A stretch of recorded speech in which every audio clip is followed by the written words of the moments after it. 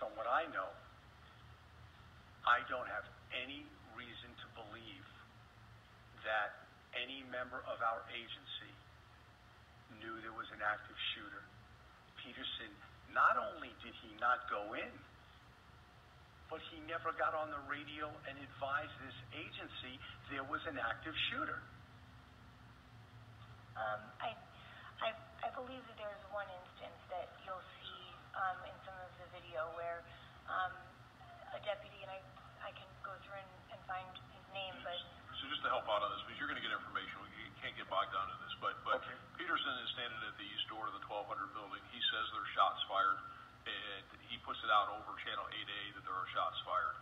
Responding deputies without 8A would have heard that or in a position to hear that, and I can tell you that when they arrived on Holmberg Road, there are several deputies, it is verified by their body cameras, or it is revealed to us through their body cameras, that they heard shots being fired. And that is before Peterson said anything about staying away or gave any instructions to the deputies that would have indicated to them not to do anything other than go in. So one of Peterson's utterances on the radio, I think 1 or 2 times, he actually says, shots fired. We don't have any description yet. We just hear shots, but there appears to be shots fired. Coral Springs police, who arrived at the scene, saw that 3 other Broward deputies were standing behind cars, not having gone into the building. What can you tell me about that? Well, let me be perfectly clear.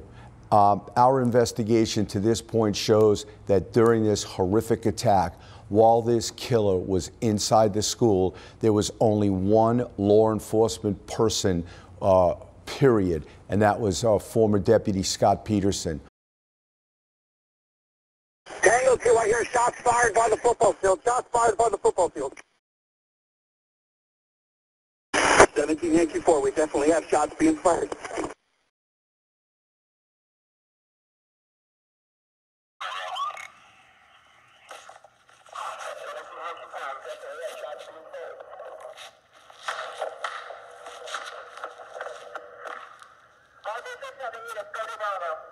I've given amazing leadership to this agency. Amazing leadership? I've worked, yes, Jake, there's a lot of things we've done throughout. This is, you don't measure a person's leadership by a deputy. If ifs and buts were candy and nuts, O.J. Simpson would still be in the record books. I don't know what that means. There's 17 dead people, and there's a whole long list of things your department could have done differently. How could